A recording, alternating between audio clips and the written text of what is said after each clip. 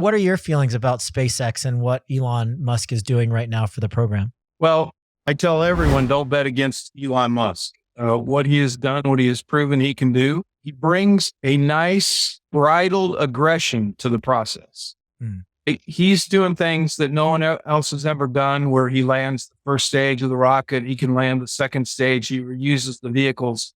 That's all really important. And I understand the issues he had with the old guys who were very traditional about how it should be done. But my analogy is, imagine Orville and Wilbur Wright at Kitty Hawk in 1903 when their airplane flew 122 feet for the very first time.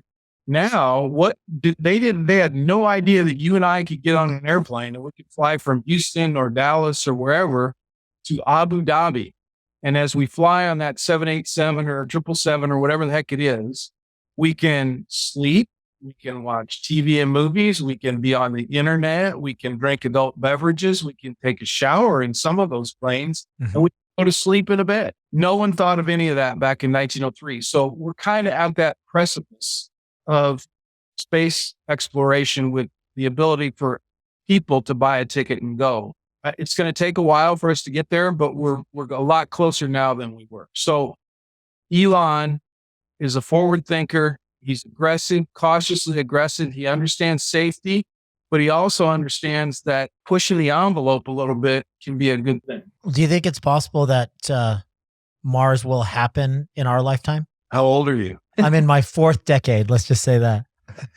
Yeah, it's possible. You know, I'm 61 and I would sure like to see it in my lifetime. And I hope to live to be 81. The problem is it takes technology development. It takes, even Buzz Aldrin changed his tune, right? He used to say, get your ass to Mars. Well, now he says, get your ass to the moon and then we'll go to Mars, because I believe you have to go to the lunar surface and learn how to live and work before you can send humans all the way to Mars to try to do it. Imagine the pioneers that came from Plymouth Rock, right? The Mayflower landed whenever it did. And those people made colonies and little communities, but most of them died at first. And so as they got stronger and smarter and lived and sustained life better, then they began to move west. And as they moved west, they came across Nebraska and Iowa, and they learned that, God, dog, this is tough. And some of them stayed in Nebraska and Iowa, and they learned how to live off the land. And that's kind of where we are. Let's go the short distance to the moon.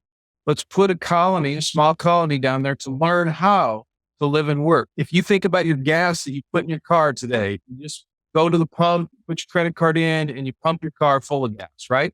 No one thinks about the infrastructure that's required to bring that gasoline from the ground as a fossil fuel, bring it up and refine it. That's the kind of stuff we have to go to the moon to figure out. How are we going to do that on Mars? How are we going to live? Can we grow plants? What do we have to do?